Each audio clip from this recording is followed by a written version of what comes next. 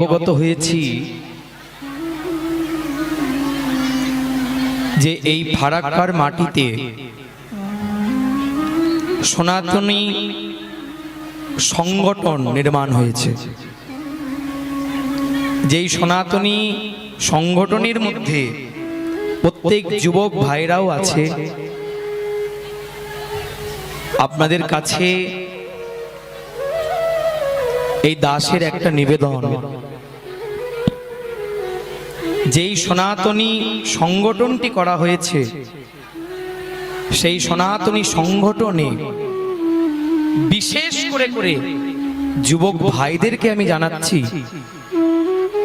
যেই যুবক ভাইরা সকলে এই সংগঠনে এসে যুক্ত হবে। আমরা যদি সকল সনাতনী এই সংগঠনের মধ্যে যুক্ত না হই, তাহলে আমাদের সনাতন ধর্ম নষ্ট হবে। দেখবেন অনাচার ঘর থেকে এমন হয়ে যাবে, ঘর থেকে বেরোতে পারবেন না।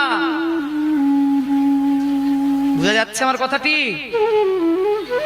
চতুর্দিকের অবস্থা শুনছেন তো? সোশ্যাল মিডিয়ার যুগে এখন খবরে দেখতে পাচ্ছেন তো যে কিভাবে অত্যাচার হতে হচ্ছে।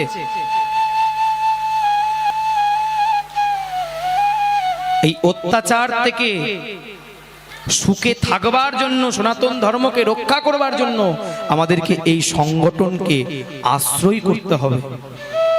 প্রত্যেকটি সনাতনী ভাইদেরকে আমি বার্তাটি দিচ্ছি, এই ফারাক্কার সনাতনী সংগঠনে সকলে যুক্ত হন।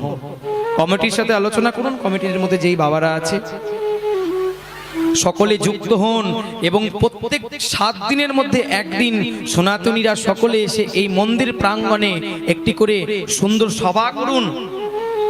যেই সবার মধ্যে প্রথমে গীতা পাঠ থাকবে। সভাটি শুরু হবে গীতা পাঠ দিয়ে। গীতা পাঠ করার পর, গীতা পড়বার পর তারপরে সকলের সমস্যা সেখানে বলা হবে। আপনার ঘরের পাশে কেউ যদি মৃত্যুবরণ করছে, আপনি ওকে বলছেন তুই যা, সেই বলছে না তুই যা, তারপর সেই বলছে না তুই যা। এতে সনাতন ধর্ম এগোবে না। সনাতন ধর্ম এমন একটা ধর্ম, যেই ধর্ম কেউ কখনো মন গড়া তৈরি করেনি। এই ধর্ম চিরটিকাল ছিল আর চিরটিকাল থাকবে। বলো না গো একবার।